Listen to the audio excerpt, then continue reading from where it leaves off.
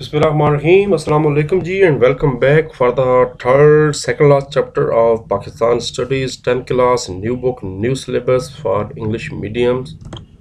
Chapter number 3 का जो नाम है वो है इकोनॉमिक डेवलपमेंट ऑफ पाकिस्तान, जिसको उर्दू में माशी तरक्की कहते हैं। इसको तरतीब के हिसाब से चैप्टर 7B कहा जाता है क्योंकि 4 चैप्टर्स पहले 9th में थे, तो यहाँ से चैप्टर नंबर 5, 6, 7 और 8 बनते हैं, लेकिन अमूमन हम लोग अपनी तरतीब याद रखते हैं। तो शुरू करते हैं जनाब। पहले MCQs, tick the correct answer, तकलीफ करनी है दुरुस्त जवाब के ऊपर। इस्लाम बैराज किस दरिया के ऊपर बनाया गया? दरियाए सतलज पर बनाया गया, on the river Sutlej.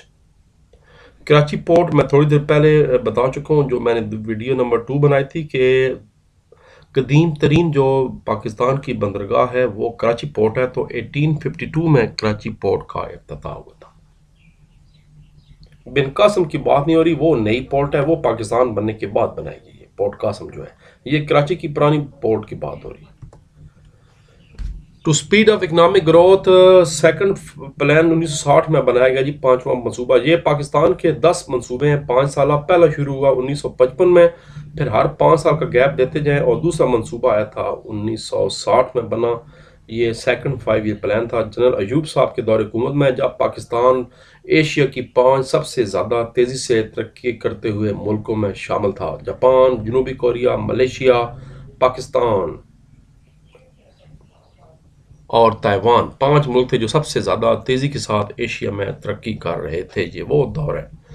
Salt range की नमक जो है कोस्तान नमक में वाक़ है। सबसे बड़ी कान ख्यूड़ा की कान है, आपने कई दफ़ा टीवी में या खुद जाग के देखी होगी। ये हमारा इलाका साल्ट रेंज है। विच ऑफ दीज सबसे बेहतरीन तरीका, मॉडर्न तरीका पौधों को पानी देने का क्या है? आपने देखा है कि फुहारों के ज़रिए और छोटे छोटे डिप्स के ज़रिए पानी देते हैं। इसको इंग्लिश में कहते हैं irrigation from sprinkler and drip system. Sprinkler फुहारों की शक्ल में, और ड्रिप कतरा कतरा पानी, जैसे मरीजों को कतरा कतरा ड्रिप लगाते हैं। सवाल के पेज नंबर्स आप नोट कर लें, और मैं आपको उसके बाद शॉर्ट क्वेश्चन बारी बारी करा देता हूँ। Define economic development page number 49 पे जवाब मिलेगा। अगला जो सवाल है इसका जवाब उस्ताद मोहतरम साहब खुद बताएंगे बनफ्स नफीस, क्योंकि इसका जवाब बुक में एग्जैक्टली कहीं भी नहीं है। सवाल है, पाकिस्तान में सरमायाकारी की कमी की क्या वजूहात हैं? What are the main reasons for the decrease of foreign investment in Pakistan? What is mean by man power? Man power से क्या मुराद है और कौन लोग मैन पावर में शामिल होते हैं? Page 55। What is mean by defence industry? दिफाई सनत से क्या मुराद है? पाकिस्तान की अहम दिफाई सनतों के नाम लिखें। पेज 74। पाकिस्तान की 5 राब्ता नहरों के नाम लिखें। ये बड़ा ट्रिकी सवाल है, ये छुपा हुआ है एक पाकिस्तान के नक्शे के अंदर छोटू सा करके, ये बाकायदा कहीं टेक्स्ट की शक्ल में नहीं लिखा हुआ। तो शुरू करते हैं। पहला सवाल, इकोनॉमिक डेवलपमेंट से क्या मुराद है? बड़े अरसे के बाद काकब अली साहब तशरीफ़ लाए हैं हमारे इस लेक्चर सुनने के लिए। एक पहला पेज जहाँ से आपका ये चैप्टर शुरू हो रहा था, उसकी पहली दोनों लाइनें। According to Graham Bannock, economic development pertains to the ability of an economy to generate higher levels of national income persistently. बस 2 लाइनें बड़ी हैं, बड़े अल्फाज हैं, ये भी याद हो जाएं तो बड़े हैं। अगला सवाल जिसका उस्ताद मोहतरम ने खुद जवाब बनाया है, what is the main reason of decrease? सरमायाकारी पाकिस्तान में क्यों कम हो रही है, ये क्यों कम है, वजह बताएं। स्क्रीन शॉट ले लें या लिख लें। Point number 1, lack of foreign investment is due to unsatisfactory law and order की सिचुएशन की वजह से भी जो फॉरनर्स हैं वो घबराते हैं। ज़ाहिर बात है, जिसने पैसा लगाना है और फिर वो भी यूरोपियन और फॉरनर, तो पहले ये देखता है कि मुल्क में अमन व अमान हालात क्या हैं। बदकिस्मती है हमारी कि यहाँ पर दहशतगर्दी ख़त्म होने का नाम नहीं लेती, कुछ अर्सा ख़त्म हो जाती है, फिर वो दोबारा सारोबार। इंशाल्लाह एक दिन ऐसा आएगा कि मुल्क बिल्कुल जनाब सेट हो जाएगा इंशाल्लाह। There has been a decline investment भी, कुछ माशी सूरत हाल भी बड़ी है, जिसकी वजह आपको पता है कि आए दिन हमारी हुकूमतें कभी IMF के पास चली जाती हैं, कभी किस मुल्क से कर्जे लेती हैं, तो फिर जो फॉरेन इन्वेस्टर है वो भी घबरा जाता है। वो भी फिर यहाँ पर पैसा नहीं लगाता। इसके अलावा बिजली गैस के बड़े मसाइल हैं, लोड शेडिंग है, बिजली नहीं मिलती, संतों को गैस नहीं मिलती, फर्नेस ऑयल बड़ा महंगा है, बिजली और गैस के टैरिफ्स यानी बिल्स बहुत ज़्यादा हैं, इस वजह से भी सरमाएकार यहाँ पर इंडस्ट्रीज नहीं लगाते। एक और जो वजह है वो जनाब आपकी आजकल खुद आप देख रहे हैं सियासी सूरत हाल गैर यकीनी है, कभी धरने हो रहे हैं, कहीं जुलूस निकाले जा रहे हैं, कहीं रैलीज हो रही हैं, कहीं रोडें बंद की जाती हैं, कभी फ्लाई ओवर बंद हो जाते हैं। ये जो मसाइल है इस वजह से भी जो फॉरेन इन्वेस्टमेंट है वो वापस आने में घबराती है। ये 4-5 पॉइंट्स हैं जो आपको नेट से भी मिल सकते हैं, किसी भी आप पाकिस्तान की अहम वेबसाइट पे किसी चैनल पे चले जाएं, ये आपको वो 4 बातें बताएगा। अगला सवाल है भोले बादशाह की तरफ से, जवाब है कि लेबर फोर्स से क्या मुराद है और कौन से लोग लेबर फोर्स में शामिल होते हैं। लेबर फोर्स जिसको वर्क फोर्स भी कहते हैं, उसमें तमाम वो लोग जिनकी उम्र 16 साल या उससे ज़्यादा है वो सारे इसमें शामिल हैं। अब इसमें हमारे जैसे जो एम्प्लॉयज़ लोग हैं वो भी शामिल हैं, और जो आप जैसे बच्चे अभी पढ़ रहे हैं अनएम्प्लॉयड हैं वो भी शामिल हैं। फिर लाइन नंबर 3 पे आना है, इट इंक्लूड्स ऑल अर्नर, तमाम कमाने वाले, तमाम बेरोजगार, पार्ट टाइम वर्कर और तनख्वाहदार लोग, ये सारे लोग भी लेबर फोर्स में शामिल होते हैं। अगर सवाल आ जाए कि कौन से लेबर फोर्स में शामिल नहीं होते, तो आप किसी टॉपिक का आखिरी पैराग्राफ आप देख लें, वहां लिखा हुआ है कि खवातीन, बच्चे और बूढ़े लोग लेबर फोर्स में शामिल नहीं होते। तमाम खवातीन ही, वो खवातीन जो कि हाउस वाइफ्स हैं, जो कि घरों में काम करती हैं, वो भी लेबर फोर्स में शामिल नहीं होती। पाकिस्तान की डिफेंस इंडस्ट्री का सवाल आ गया। पाकिस्तान की सनतों वाले टॉपिक में से पैराग्राफ पूरा करना आपने कि पाकिस्तान की डिफेंस इंडस्ट्री बड़ी पुरानी और इंतहाई अहम है। ये हर तरह के जनाब असला बनाती है डिफेंस के लिए, और आपको बता रहा हूँ मैं, बड़ा टॉप क्वालिटी का असला बनता है, बहुत ही आला क्वालिटी की गन्ने, एंटी टैंक मिसाइलें, बख्तरबंद गाड़ियाँ, ये सारी की सारी खुद पाकिस्तान में तैयार होती हैं। मिसाइल तो आपको पता ही है कि पाकिस्तान कहीं से कहीं निकल गया है मिसाइल टेक्नोलॉजी में। इट इंक्लूड्स, अब वो बताना है कि कौन से इदारे पाकिस्तान में ये काम कर रहे हैं। एक जो आप HMC है जिसको हैवी मैकेनिकल कॉम्प्लेक्स टेक्सला कहते हैं, फिर मशहूर आलम POF पाकिस्तान ऑर्डिनेंस फैक्ट्री वाह कैंट, और उसके बाद HIT हैवी इंडस्ट्रीज टेक्सला। ये 3 इदारे हैं जो कि पाकिस्तान की दिफाई सनत में अहम मकाम रखते हैं। ये जनाब वो छोटू सवाल था जो कि छुपा हुआ है बिल्कुल पेज नंबर 66 पे। आपको एक नक्शा नज़र आएगा, उस नक्शे के अंदर निक्का सा लिखा हुआ है लिंक कैनाल। उस्ताद मोहतरम ने आपकी सहूलत के लिए थोड़ा सा इसको एक्सपेंड कर दिया। तो ये पाकिस्तान की जनाब 7 राब्ता नहर में से 5 मैंने लिख दी हैं। चश्मा जेलम, रसूल, कादराबाद, बलोकी, सुलेमान की, तौंसा, पंजनत। मज़ीद अगर याद करनी है तो पॉइंट नंबर 6 जो है वो भी कर लें, सिदनाई वाला भी कर लें जो पॉइंट 7 है, तो त्रिमु सिदनाई भी है एक। तो कोई से 5 बोर्ड ने पूछी हैं तो 5 टिक कर लिया। कोई नहीं बताएगा ये इसका जवाब किस तरह करना है। अगला सवाल, अच्छा लॉन्ग सवाल आगे, गिव अ ब्रीफ डिस्क्रिप्शन, बड़े लंबे लॉन्ग सवाल हैं इस चैप्टर के। Give a brief description of economic growth in the 7वीं पाकिस्तान का जो माशी अशरा है 2008 से 2018 उसके बारे में लिखिए। तो पेज नंबर 54 पे चलते हैं, पहले जी चलते हैं तो चीन को चलिए। पेज 54 मैंने ओपन कर दिया है, और ये जनाब पेज 54 में थोड़ा सा नीचे हैं तो आपके सामने 7 डेकेड आ जाएगी। बस चुप करके कुल पॉइंट्स बताते जाने हैं। 2018 इसमें ये समय इंतहाई अहम दौर है क्योंकि इसमें 3 हुकूमतें बदली। पहले पीपल्स पार्टी का दौर हुकूमत आया, वसील हक प्रोग्राम शुरू किया गया, फिर 2013 में नवाज शरीफ साहब की हुकूमत आ गई, फिर 2018 में इमरान खान साहब की पीटीआई हुकूमत आ गई। तो ये अपने अपने दौरों में जो काम हुए, इसलिए ये अशरा इंतहाई अहम समझा जाता है। इस अशरे में पाकिस्तान में 3 मुख्तलिफ पार्टीज की हुकूमत आई हैं, तो अच्छा है कंपेयर भी हो जाएगा। तो यहाँ तक इसका जवाब बनेगा, सिग्निफिकेंट रिलीफ तक।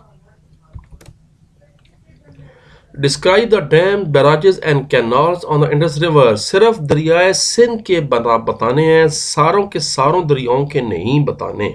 पेज 64।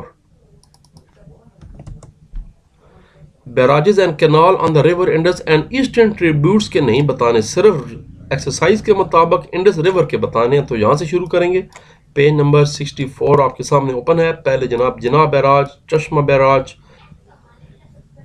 जनाब बैराज है, चश्मा बैराज, तौनसा बैराज, उसके बाद आपका गुद्दू बैराज है, उसके बाद सखर बैराज है, फिर कोठरी बैराज है, और एक अपने पास है तरबेला डैम 7 पॉइंट। अपने तरबेला डैम का यहाँ अनफॉर्चुनेटली जिक्र नहीं है मगर बहुत अहम था। तरबेला डैम के बारे में आपको इसी चैप्टर के शुरू में मिल सकता है जो अशरा नंबर 2 था। तो आप बता दें कि तरबेला डैम पाकिस्तान का सबसे बड़ा डैम है जहाँ से कई हज़ार मेगावाट बिजली पैदा हो रही है, बहुत ज़्यादा पानी की गुंजाइश है। ये डैम दरिया सिंध पे तरबेला के मकाम सूबा खैबर पख्तूनख्वा में बनाया गया है। ये 4-5 बातें आपने वहाँ पर लिख देनी। बस यहाँ पर ये सवाल आप खत्म हो जाएगा, ये आगे नहीं पूछा गया, इसकी ज़रूरत नहीं है। यहाँ तक आपको भाई 7 पॉइंट, 6 पॉइंट ये और 7वां पॉइंट मैंने कहा है कि तरबेला डैम के बारे में 3-4 बातें आपने लिख देनी है।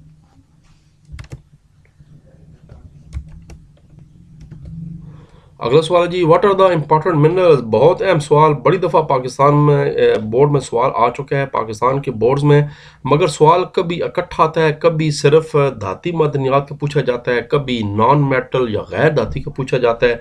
तो फिर हम दोनों तैयार कर लेते हैं, जैसा सवाल आएगा ऐसा जवाब देंगे। पेज नंबर 55 और 58 पर, 55 से 58 तक पाकिस्तान की मिनरल्स आ जाएंगी। लेबर फोर्स के बाद शुरू जाएगा मेटालिक एंड नॉन मेटालिक। तो पहले तो डेफिनेशन बता दें कि मिनरल्स होती क्या हैं।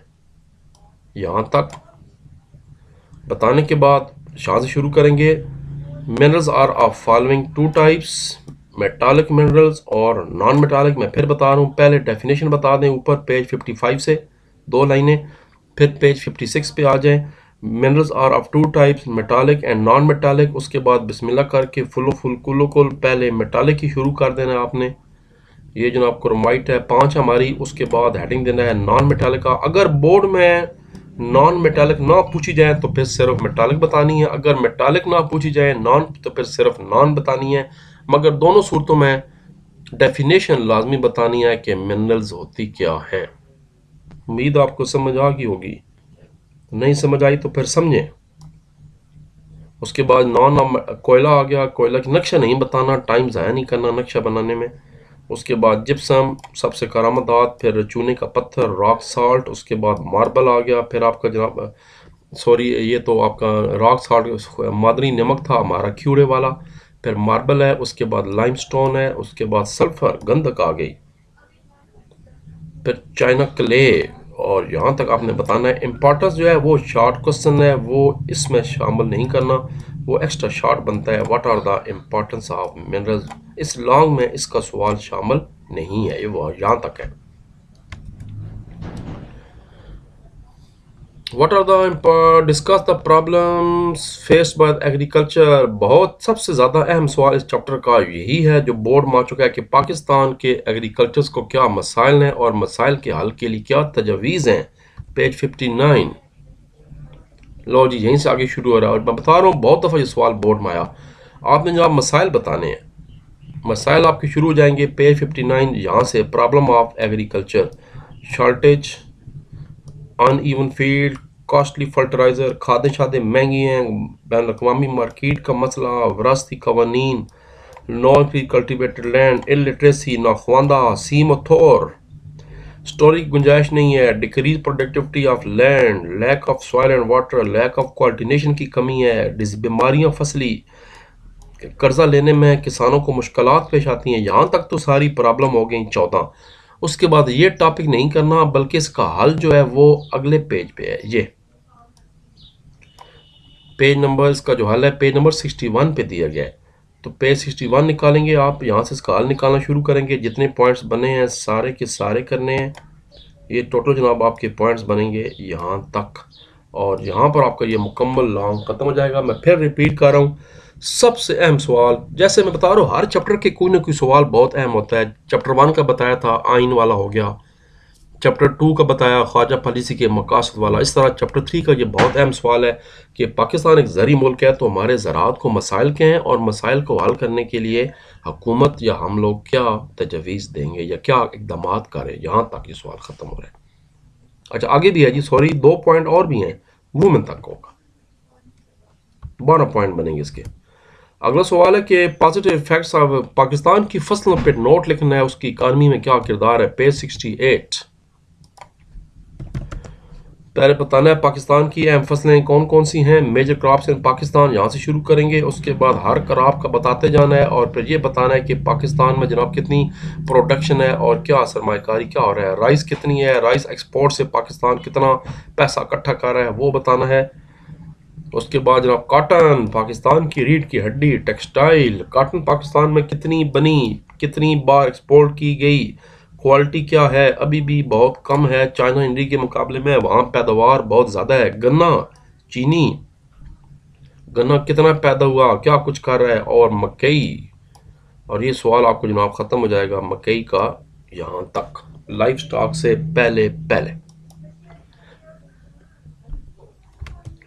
अगला सवाल है जी, discuss the main reason of trade, तजारती खसारे से क्या मुराद है, पाकिस्तान तजारती खसारे से कैसे निकल रहा है। सेकंड लास्ट सवाल है इस चैप्टर का और बहुत ही अहम ये शॉर्ट क्वेश्चन है।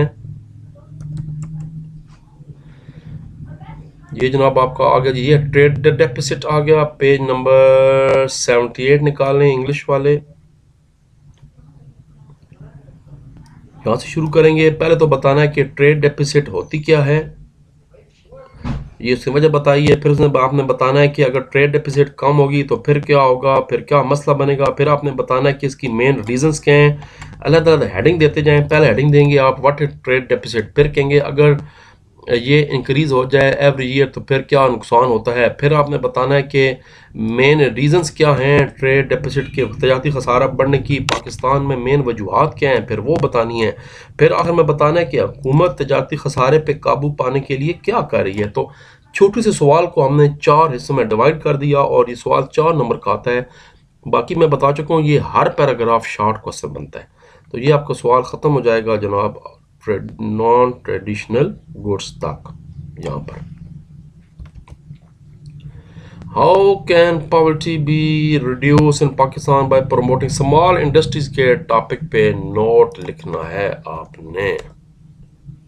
ये जी आपके सामने आ गई स्मॉल इंडस्ट्रीज, पेज 72 पे। यहाँ से शुरू करेंगे, फिर बताएंगे कि स्मॉल इंडस्ट्रीज को प्रॉब्लम क्या है और ये सवाल जनाब। फिर उसके बाद असल सवाल का जवाब ये है कि पाकिस्तान स्मॉल इंडस्ट्री को प्रमोट करने के लिए क्या कर रहा है। यहाँ पर जनाब इसका सवाल आपका ख़त्म हो जाएगा। अब सवाल का जवाब तो सिर्फ एक पैराग्राफ है, लेकिन कॉमन सेंस है कि एक पैराग्राफ लॉन्ग सवाल कैसे बन सकता है।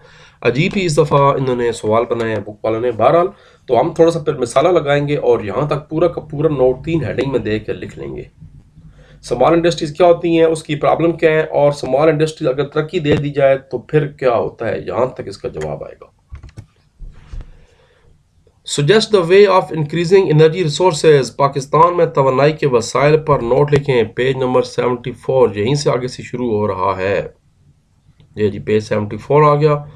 पाकिस्तान तवानाई के वसाइल बहुत बड़ा सवाल है, 5 सफ़ों का। आप इसको छोटा छोटा कर देना है। पहले जनाब बताना है एनर्जी सोर्सेज क्या होते हैं, पाकिस्तान में कितने हैं, ये बोर्ड में शॉर्ट क्वेश्चन आ चुका है। फिर बिजली का बताना है, ये भी बोर्ड में सवाल शॉर्ट आ चुका है कि पाकिस्तान में बिजली कितने तरीक़ों से पैदा होती है। 5 तरीके हैं, हाइड्रो, थर्मल, न्यूक्लियर, सोलर और एयर। ये सारा बताने के बाद बताना है कि पाकिस्तान में बिजली की सूरत हाल क्या है और क्या मुश्किलात हैं बिजली की। मुश्किलात के बाद बताना है कि इसका हल की क्या तजवीज़ है। इस लॉन्ग सवाल में मुश्किलात बताने की ज़रूरत नहीं है, क्योंकि सवाल आप देखें तो सवाल पूछा गया है इंक्रीज एनर्जी रिसोर्स, इंक्रीज़ के लिए पूछा गया है। तो ये पैराग्राफ पूरा नहीं बताना, मुश्किलात बस यहाँ तक बताने के बाद यहाँ तक बताना आपने, ये लाइन भी काट देनी आखिरी। उसके बाद बताने के बाद ये पूरा पैराग्राफ काट के सीधा सीधा सजेशन हल पे आ जाना आपने, क्योंकि हल पूछे जा रहे हैं। ये बताना आपने, सारे हल बताना आपने यहाँ तक। उसके बाद इस तरह गैस के बारे में बताना है और गैस का हल बताना है कि क्या फ़ायदे हो रहे हैं, गवर्नमेंट क्या कर रही है। उसके बाद जनाब गैस के डिमांड को बढ़ाने के लिए, इसके बारे में भी आप अगर ज़्यादा डिटेल नहीं बताना चाहते तो पहला पैराग्राफ लाजमी बताएं और दूसरा पैराग्राफ आपकी मर्ज़ी है कि आप बताएं या ना बताएं, लेकिन तीसरा पैराग्राफ दोबारा ज़रूर बताना है। ये असल बात यहाँ बताई जा रही है गैस तक। उसके बाद इस तरह मादनी तेल आ जाएगा, मिनरल ऑयल, और उसके बाद आपका कोयला यानी कोल आ जाएगी। तब ख़त्म होगा सवाल। हमारा आखिरी सवाल जो कि बोर्ड में दूसरा सबसे ज़्यादा आने वाला सवाल, लास्ट सवाल और बहुत ही इम्पोर्टेंट सवाल है। पाकिस्तान की बंदरगाहों और सी पोर्ट्स और ड्राई पोर्ट्स पर नोट लिखें। ज़राअत वाले सवाल के बाद सबसे ज़्यादा मरतबा बोर्ड में ये लॉन्ग सवाल आ चुका है। Suggest the way of increase energy resources in why Pakistan ports and dry ports are necessary for international trades। आखिरी सवाल आपके चैप्टर नंबर 3 का ये आ गया जी। ये तो इम्पोर्ट एक्सपोर्ट वाला सवाल आ गया। उसके बाद तजारती खसारे क्रॉस करके हमारा आखिरी सवाल शुरू हो रहा है। Importance of sea ports and dry ports of Pakistan. Ports के बारे में बताना है, फिर ये शॉर्ट क्वेश्चन भी है, लॉन्ग में लिखना है पोर्ट्स की अहमियत क्या है, फिर कराची पोर्ट के बारे में बताना है। उसके बाद पाकिस्तान की दूसरी मोहम्मद बिन कासिम पोर्ट है, गवादर पोर्ट है, इनकी अहमियत सारी बताती जाना है। उसके बाद ड्राई पोर्ट खुश गोदियाँ आ गई। और ये सवाल आपका चैप्टर ख़त्म होने के साथ हमारा आखिरी लॉन्ग भी ख़त्म हो जाएगा। I repeat, very very very important long सवाल। यहाँ पर एक बात का इजाफा करना है कि पाकिस्तान की पहली ड्राई पोर्ट लाहौर में कायम की गई 1974 में। अगर ये सवाल को भरा करने के लिए मिसाल के लिए बेहतर होगा। एक चैप्टर हमारा रह गया जी, तो उसके बाद जनाब शुरू करते हैं चैप्टर नंबर 4, आखिरी चैप्टर। दुआ में याद रखें। अल्लाह हाफिज़, सी यू। टाइम थोड़ा रह गया और फोकस करें अब अपनी फाइनल प्रेपरेशन पर।